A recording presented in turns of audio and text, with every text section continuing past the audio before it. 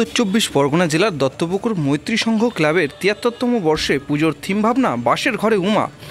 দীর্ঘ ২ মাস ধরে প্রাকৃতিক দুর্যোগ উপেক্ষা করে কঠোর পরিশ্রমের মধ্য দিয়ে বাঁশ ও নানান উপকরণ দিয়ে মণ্ডপ সজ্জাকে ফুটিয়ে তুলতে চেষ্টা করেছেন। পাশাপাশি পুরুলিয়া একটি গ্রামের আদিবাসী সম্প্রদায়ের জীবনযাপনের উপর ভিত্তি করেই ২০২৪ সালে এই ধরনের থিম ভাবনা করেছে বলেই ৭ই অক্টোবর রাত্রির ৯:৩০ নাগাদ সাংবাদিকদের মুখোমুখি জানিয়েছেন দত্তপুকুর মৈত্রী সংঘ ক্লাবের সদস্যরা।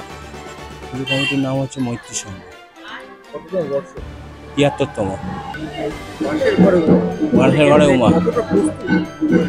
আমরা মোটামুটি একদম পুরো প্রস্তুত। কতটা প্যান্ডেলের কাজ হলো? কমপ্লিট 80% কাজ হয়ে গেছে। কি দিয়ে প্যান্ডেল সাজানো? বাঁশ আছে, মেন হচ্ছে বাঁশ, আর তারপরে হচ্ছে কাপড়, তারপরে এই যে সমস্ত এই যে ইয়েগুলো দেখছেন মূর্তিগুলো, ছৌ মূর্তিগুলো, এগুলো হচ্ছে ডিজাইনের মধ্যে ওগুলো মায়ের রাখা হয়েছে, আরাধনার জন্য রাখা হয়েছে। প্রাকৃতিক দুর্যোগ তো রয়েছেই, এটা তো ন্যাচারাল ক্যালামিটি। তো ন্যাচারাল ক্যালামিটিকে উপেক্ষা করে যতটা দূর সম্ভব আমরা সেটা ফুটিয়ে তোলার চেষ্টা করছি, যতটা যারা দর্শনার্থীরা আসবে যাতে কোনো অসুবিধা না হয়। আর এখনও ওয়েদার রিপোর্ট ম্যাক্সিমাম বলছে কিছু প্রবলেমেটিক আছে, হয়তো হতে পারে কি পুজোর সময় বিক্ষিপ্ত জায়গায় বৃষ্টি হতে পারে, সেই নিয়ে আমাদের প্রস্তুতি নেওয়া আছে। এই বছরটা পুরোটাই থিমটা টোটালি কনসেপ্টটাই আলাদা। এই বছরে যেটা আমাদের পরিকল্পনা ছিল যে বাঁশের ঘরে উমা, আর এখানে যে ইন্টেরিয়ার যেটা দেখছেন পুরো ছৌ বা যে থিমটা করে রেখা হয়েছে, এটা টোটালি একটা পুরুলিয়ার একটা ইন্টেরিয়ার গ্রাম, যেখানে পুরো আদিবাসী ছৌ নাচ থেকে শুরু করে আদিবাসীদের একটা ইন্টেরিয়ার, যে গ্রামে লোক খুব একটা যায় না। এই থিমটা অ্যাকচুয়ালি তৈরি হয় এই বেসের ওপরে। গ্রামটা তুলে ধরেছি আমার ডুহুগোড়া একটা গ্রাম আছে, যেটা পাঞ্চেত পাহাড়ের একদম লাগোয়া গ্রাম। সেই গ্রামের এই ছৌ নাচটাকে আমরা পুরো ছৌ যে সিস্টেমটা, তো ওরা এতটাই ইন্টেরিয়ার আছে, ওই ওদের যে থিমটা, ওদের যে চিন্তা ভাবনাটা, সেটাকে আমরা চেষ্টা করেছি এবার আমরা সেটাকে তুলে ধরার জন্য। দেখুন, এই প্যান্ডেলটা তো আমাদের 2 মাস ধরে চলছে, কিন্তু আপাতত এখনও পুরো কমপ্লিট হয়ে ওঠেনি, মানে 85% আপাতত কমপ্লিট হয়েছে। কালকের মধ্যে আশা করি আমরা টোটালটাই কমপ্লিট করবো, কারণ আমাদের আগামী ষষ্ঠীর দিন উদ্বোধন আছে।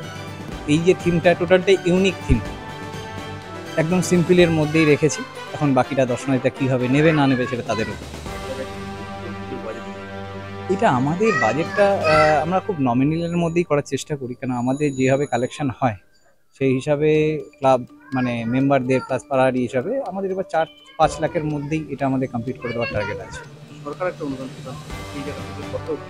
হ্যাঁ, অবশ্যই উপকৃত। দেখুন, আজকে স্টেট গভর্নমেন্টে যেটা দিচ্ছেন, আজকে যে ফান্ডটা আমাদেরকে 85,000 দিচ্ছেন ম্যাডাম, সেই হিসাবে আমরা সেটাকে ইউটিলাইজ তো অবশ্যই করবো, কেন একটা জায়গায় আমরা সেভ হতে পারছি। কেন একটা পুজোর বাজেট করতে গেলে আমরা তো কলকাতার দিকে তুলনা করতে পারি না, কিন্তু আমরা চেষ্টা করি যতটা কলকাতার থেকে, কলকাতার পুজোর বা আমাদের লাগোয়া যেমনি বারাসাত ধরুন, তাদের মধ্যে একটু কাছাকাছি কম্পিটিশনে যাওয়ার জন্য। কেন আমাদের অত অর্থ নেই যে আমাদের প্রচুর স্পন্সার আছে যাদেরকে তারা আমাদেরকে হেল্প করবে, কেন আমরা যেহেতু গ্রাম অঞ্চলের দিকে থাকি। তার মধ্যে দিয়ে এই 85,000টা অনেকটাই সাপোর্ট ক্লাবের পক্ষে, যে যতটা আমরা এটা প্রেশারটা কম থাকে। জারি করা হয় মণ্ডপের উচ্চতা, সাউন্ড সিস্টেম এবং লেজার বিম ব্যবহারে মানা করা হয়। এই দিকটা কিভাবে দেখি? দেখুন, যেভাবে instruction as per rules and regulation, যেটা বিডিও সাহেবের ওখান থেকে আমাদের ইনস্ট্রাকশন বলে দেওয়া হয়েছিল, বা সেই ক্ষেত্রে প্রশাসনিক দিক দিয়ে যেটাকে আমাদের পারমিসিবল রয়েছে, আমরা as per rules and regulation মেনেই সেই জিনিসটা করা। তাতে যদি আমাদের গেট প্রবলেম হয় বা কোনো যদি অসুবিধা হয়, তাতে কিছু করার নেই, কারণ আমরা অ্যাজ পার রুলসেই চলবো, যেটা স্টেট গভর্নমেন্টকে আমাদেরকে বাধ্যতামূলকভাবে করে। 5-6টা দিন শুনুন, আমাদের পাড়ার যে সমস্ত আমাদের ক্লাবের মেম্বাররা আছে, মূলত তারা এই 5টা দিন পাড়া ছেড়ে কোথাও যায় না। কলকাতায় অনেকে ঠাকুর দেখতে যায়, কিন্তু আমাদের পাড়ার ছেলেরা সারা এই 5টা দিনই আমাদের এই মণ্ডপের সামনে থেকে উপস্থিত থেকে পাড়ার মহিলারা, পাড়ার বাচ্চারা এখানে আনন্দ করে।